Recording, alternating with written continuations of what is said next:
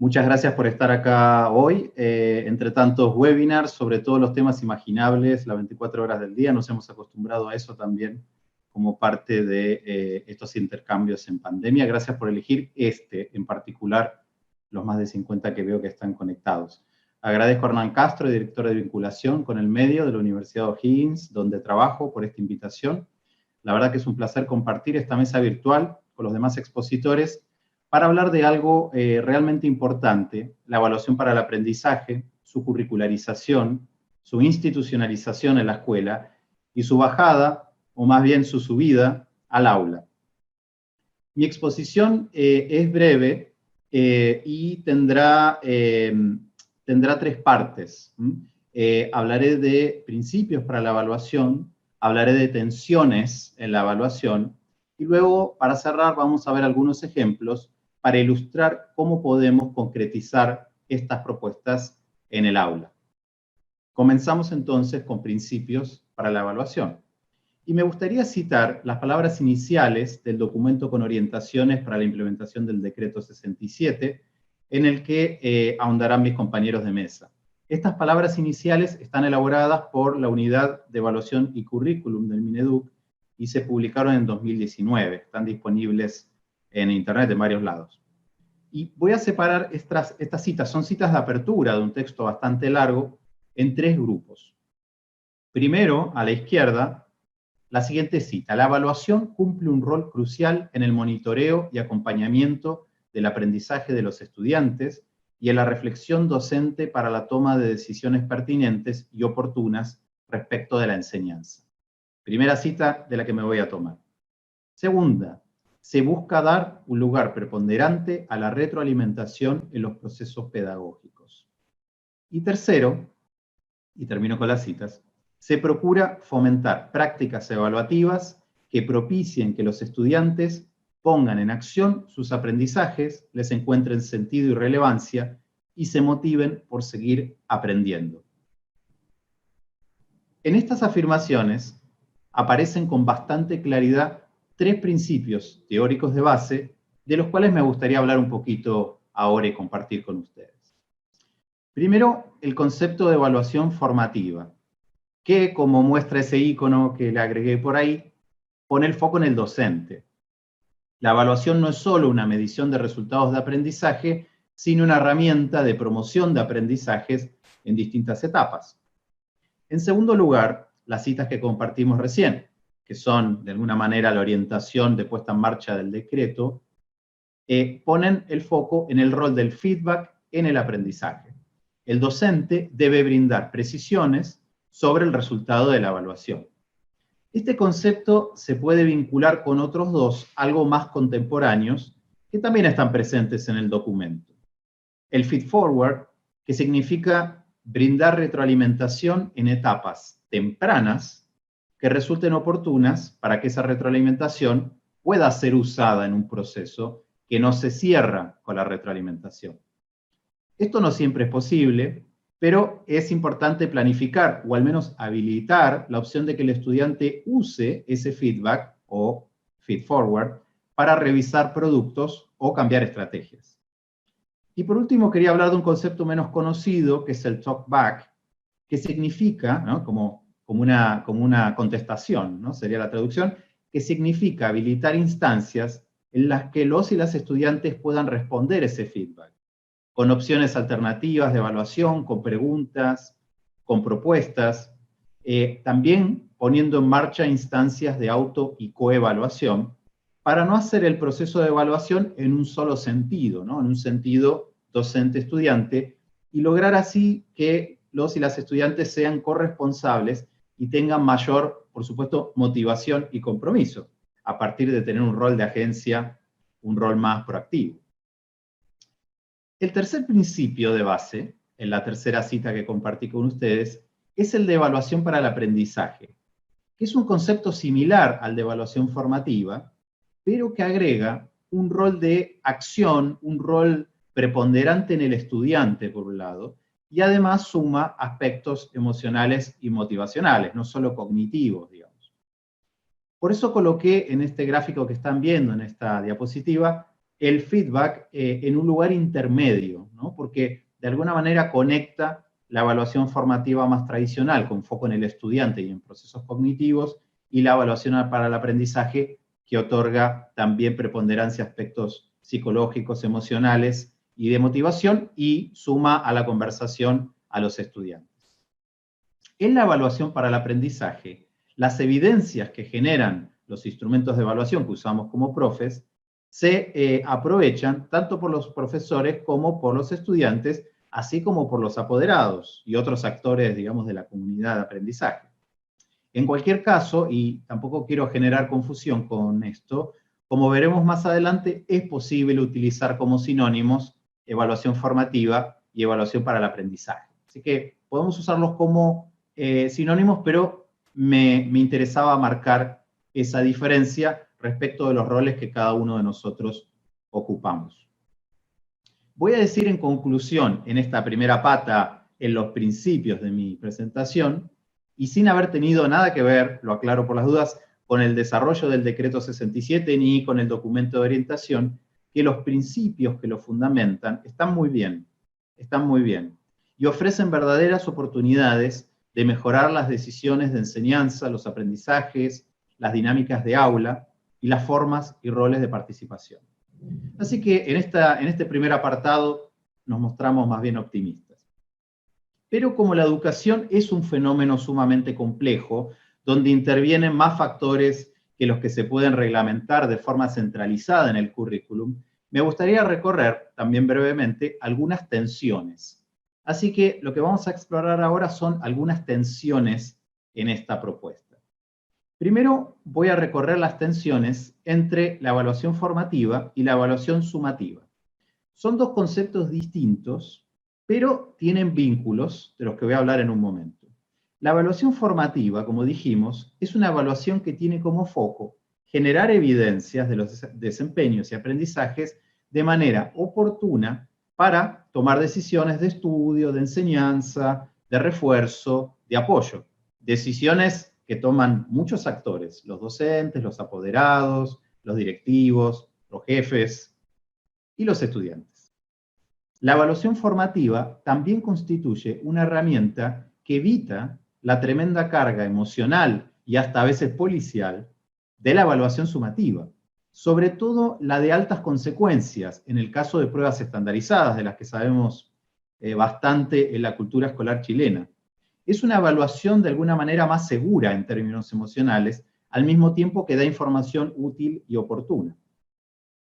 La evaluación sumativa, que tenemos a la derecha en la diapositiva, por su parte construye indicadores institucionalizados respecto del desempeño, aprendizajes, conocimientos y competencias del estudiante. Es decir, construye la nota del curso y certifica aprendizajes, más que acompañarlos. Ese es un contraste interesante que está en la bibliografía. Acompañar aprendizajes, certificar aprendizajes. Ahora, no es una evaluación, la evaluación sumativa, que debamos estigmatizar, para nada, pero brinda menos oportunidades para ajustar y recalcular, como diría el GPS, lo que hacemos en el aula. Ambas evaluaciones, formativa y sumativa, están relacionadas, les decía recién, y lo muestra este gráfico, en varios sentidos. La evaluación formativa me brinda información como docente para determinar el tipo y modalidad de evaluación sumativa que puedo usar, que es pertinente. A su vez, la evaluación sumativa se puede usar con fines formativos, en particular en los casos en que son evaluaciones más bien tempranas y que se pueden llevar al aula, para brindar alguna retroalimentación, por ejemplo. Lo sumativo puede ser, desde ese punto de vista, formativo. Lo sumativo se puede usar con una finalidad formativa. En tercer lugar, una actividad evaluativa puede integrar algunos aspectos de orientación formativa y otros de orientación sumativa. Es decir, podemos usar en el aula instrumentos híbridos. Entonces, como ven, no es una distinción absoluta y esas zonas comunes entre evaluación formativa y sumativa no son producto de la teoría, esto también es importante, sino de la observación de lo que docentes experimentados efectivamente hacen en el aula. En general, las buenas docentes y los buenos docentes toman decisiones híbridas. Una segunda tensión es la que aparece entre los componentes de lo que Elmore llama el núcleo pedagógico, un concepto bastante clásico. La idea básica es que un cambio en los contenidos o un cambio en las perspectivas curriculares no tiene efectos directos sin tomar en cuenta a los actores clave del aula, los estudiantes, las estudiantes, los docentes y las docentes. Pensar lo contrario es tener una visión demasiado deshumanizada, demasiado mecanicista de cómo funciona la educación. Aclaro, esos tres integrantes, currículum, estudiantes y docentes, y las relaciones entre ellos, ¿no? Que son dialécticas y que se acomodan entre sí. Entonces, si creemos que esos tres elementos operan conjuntamente, esto significa que instalar instancias de evaluación formativa requiere tomar en cuenta las prácticas, los hábitos y también las concepciones implícitas, diríamos con Pozo, de estudiantes y docentes, que quizás haya que modificar, y eso no es nada fácil, lleva mucho tiempo. Por ejemplo, un estudiante puede considerar que la evaluación formativa no es de verdad, no es seria, puede no motivarse, puede no esforzarse, puede no aprovechar esas oportunidades. De hecho, las orientaciones del Mineduc hablan de esto. O puede suceder que un docente use evaluaciones formativas, haga un esfuerzo por incorporarlas cada vez más, pero no sepa cómo brindar retroalimentación pertinente. Al centro del núcleo pedagógico está la tarea educativa, las actividades que efectivamente se realizan en el aula y que negocian esas tensiones. Analizar tareas de aula realmente es una puerta de acceso a cómo opera esa relación entre esos tres componentes. Ahora, hay otros factores que intervienen y que tensionan lo que pasa en el aula. Voy a mencionar dos que todos los docentes chilenos conocen muy bien. Por un lado, la cultura institucional de la escuela de la que se trate, que puede fomentar y apoyar la evaluación para el aprendizaje, o por el contrario puede, y seguramente lo haga, terminar enfatizando de forma más implícita o explícita que se generen notas, calificaciones, para socializar con apoderados, con el ministerio y con la sociedad en su conjunto. Hay una tensión de necesidades institucionales. Por el otro, las pruebas estandarizadas. Esto en una charla en otro país quizá ni lo diría, pero en Chile tienen altas consecuencias, tanto simbólicas como materiales, y por eso pueden condicionar qué se puede o no se puede hacer. Una prueba estandarizada, además, vamos a decir, en primer lugar, que brinde información útil para la gestión educativa. No creo que sean un instrumento del que prescindir. Pero cuando es de altas consecuencias, como sucede en Chile, pueden dar la señal contraria a un énfasis en la evaluación para el aprendizaje. Entonces tenemos que acomodar la dinámica de una prueba estandarizada de altas consecuencias y la dinámica de un énfasis en evaluación para el aprendizaje. Para terminar, le dije que era breve, me gustaría hablar de cómo se puede materializar una evaluación para el aprendizaje en el aula. Así que hablaremos entonces de formas de evaluación y de pautas de cotejo en el aula. Primero voy a distinguir entre diferentes formas de evaluar. Esto que ven en pantalla es una simplificación, pero nos puede orientar un poco en esta charla breve. Acá tenemos los primeros 4 de 6 modelos, desde el modelo 1, que es el menos recomendable, como vemos en el rostro de ese niño apesadumbrado, hasta el modelo 6, que es el más completo. Por supuesto, dependerá de circunstancias y tareas. Esto no es una receta para todo contexto, ni tampoco la idea es quedarse con el modelo más complejo. A veces se puede, a veces no, a veces hay que combinar un poco.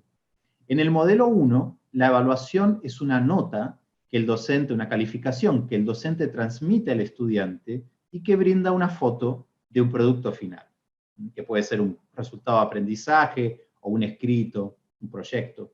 En el modelo 2 se incorpora, un poco superador, se incorpora cierta retroalimentación o feedback, pero que no aporta mucho. Por ejemplo, tenemos muchos ejemplos de mal feedback. Por ejemplo, un feedback que muestra problemas de alto nivel de generalidad, como una anotación que dice poco claro, o que dice mal, o que dice no, o que tiene una cruz, un rojo. En el modelo 3, en cambio, la retroalimentación es útil. No tengo tiempo ahora de ahondar en qué significa una retroalimentación útil, pero diré un par de puntos, después lo podemos charlar. En términos generales, una retroalimentación útil, y la retroalimentación es uno de los 3 principios fuertes de esta implementación del decreto 67, en primer lugar, especifica respecto de qué evalúa. En segundo lugar, recorre distintos focos o aspectos, aunque seleccionando los más pertinentes, no podemos dar feedback de todo al mismo tiempo. Tiene un énfasis en aspectos de alta complejidad cognitiva, adecuados al nivel, ¿no? Marca problemas, pero también logros, es decir, el feedback útil, pertinente, es un feedback tanto positivo como negativo. Es adecuado a la tarea y al nivel de desarrollo de los estudiantes, por supuesto, y además, no solo justifica la calificación, sino que también y sobre todo apunta al aprendizaje, es decir, tiene una perspectiva epistémica. Ojalá ese feedback, además, sea multimodal. Esto quiere decir que no sean simplemente afirmaciones anotadas al margen de una hoja, o ahora de un PDF, o de un formulario online, sino que además se usen preguntas, sugerencias, se envíen audios, es decir, una diversidad de modos de retroalimentar. Pero fíjense que hasta ahora solo estábamos llevando a cabo una evaluación de productos o resultados de aprendizaje que no se usaba de forma central para acompañar un proceso de aprendizaje, que era uno de los énfasis que mencionamos. Podemos también ofrecer oportunidades de evaluaciones en donde existen varias instancias para revisar, para reformular, para estudiar, para aprender. La evaluación no se cierra, sino que es parte de un proceso, donde hay varias evaluaciones. Por eso ven ahí varias flechas de la docente al estudiante. Finalmente, en el modelo 6, incorporamos lo que les decía en la primera diapositiva, que es una perspectiva, una verdadera perspectiva de evaluación para el aprendizaje, porque no es solo un tránsito que va del docente al estudiante, sino que también hay oportunidades en que los estudiantes y las estudiantes se autoevalúan y coevalúan. Un elemento que está fuertemente enfatizado también en las orientaciones del Mineduc. Esta evaluación de tipo no heteroevaluativa realmente abre posibilidades de evaluación para el aprendizaje. Y lo que voy a hacer ahora es cerrar mi participación con un instrumento muy sencillo, pero con justamente un enorme potencial para la evaluación para el aprendizaje y también para este modelo 6 que mencionaba recién, en donde se brindan oportunidades de auto y coevaluación. Este instrumento se denomina pauta de cotejo, y lo que ven en pantalla es un fragmento de una pauta de cotejo para elaborar un informe de laboratorio. Esto es solo un fragmento, tiene más campos, pero en general se sugiere que esa pauta de cotejo no sea tan extensa, una página, no más que eso. A diferencia de una rúbrica, las rúbricas tienen una instalación muy fuerte en el sistema escolar chileno, pero las rúbricas requieren una gran sofisticación técnica y además no están orientadas al uso en aula por parte de los estudiantes. En contraste con eso, la pauta de cotejo muestra dimensiones sencillas, de fácil verificación, para el uso autónomo por parte de los estudiantes. No vamos a decir, por ejemplo, la introducción es clara, porque eso es difícil de corroborar. Vamos a decir, en cambio, como ven en pantalla en el segundo desempeño, se presenta el objetivo del trabajo en una oración independiente. ¿Eso está o no está? Tampoco tiene varios niveles de desempeño en la pauta, como sucede con la rúbrica. En este caso, si se fijan, hay solo un nivel de desempeño que se manifiesta como una pregunta, para facilitar el uso, y el estudiante pone si sí o si no en su texto o en el de otro, o en su proceso o en el de otro. En general, lo que sugiero es que los docentes elaboren estas pautas poniendo en esas preguntas esos errores que ven todos los años, ¿no? Que se repiten todos los años y que se cansan de dar retroalimentación respecto de algo que esperaban, alguna expectativa en ese producto. Lo importante es que los estudiantes usen la pauta de cotejo para asegurarse de que su trabajo tiene una calidad mínima garantizada antes de la entrega. Todas esas dimensiones, entonces, en forma de pregunta, tienen que estar contestadas por sí. Estos no son criterios universales. Como les decía, en este caso es la pauta de cotejo de una docente para su curso y para su tarea. pero el docente del aula de al lado tiene que hacer su propia pauta de cotejo, quizás inspirada en esta, pero poniendo justamente sus expectativas o negociándolas con los estudiantes, co-construyéndola con los estudiantes, que es una buena idea para que todos nos hagamos cargo de ese contrato pedagógico de evaluación. También puede pasar, nos pasa, que un estudiante o un grupo tenga una idea alternativa de introducción, por ejemplo, y una idea que es muy interesante, pero la verdad que no cumple con eso. ¿Qué hacemos en esos casos? Acá aparece ese concepto que mencioné al principio de contestación o talkback. En este caso, yo lo que sugiero es que se introduzca una nota al pie, como la que ven en pantalla, que diga, si tienes otra idea de introducción, no la descartes, escribe al docente o habla con el docente y plantéasela. Y podemos negociarlo. Con eso no restringimos a ciertos estudiantes muy creativos que imaginan quizás resoluciones de tareas distintas. Existen investigaciones que muestran cómo las pautas de cotejo, usadas en la evaluación para el aprendizaje y la autoevaluación estudiantil, tienen efectos positivos en las resoluciones de las tareas. ¿Qué hacemos con las pautas de cotejos? Bueno, los estudiantes monitorean sus propios aprendizajes de forma oportuna, como instancia temprana de un proceso, antes de la evaluación docente, y más allá de si la evaluación final es sumativa o formativa. Tiene una orientación para el aprendizaje más allá de eso. Este es un claro instrumento de evaluación para el aprendizaje. Entonces, en este caso, es una evaluación que nos otorga información útil para tomar decisiones, tanto los estudiantes como los docentes. Pero, y cierro con esto, no es solo eso, no es solo generar información para tomar decisiones. Cuando un estudiante usa una pauta de cotejo, está aprendiendo. Entonces, esta instancia de evaluación para el aprendizaje es una instancia de aprendizaje al evaluar, con, además, los estudiantes como protagonistas. Y para cerrar, aclaro, cuando uno usa pautas de cotejo, como docente, corrige mucho menos. Hay mucha menos corrección para llevarte a tu casa el fin de semana, así que en ese sentido es muy recomendable. Bueno, pero solo un ejemplo de cómo podemos materializar esto en aula. Paso ahora el micrófono a mis colegas para continuar con la discusión. Espero que les haya gustado, que les haya servido, que les haya generado ideas e incluso contestaciones, y les agradezco mucho este tiempo.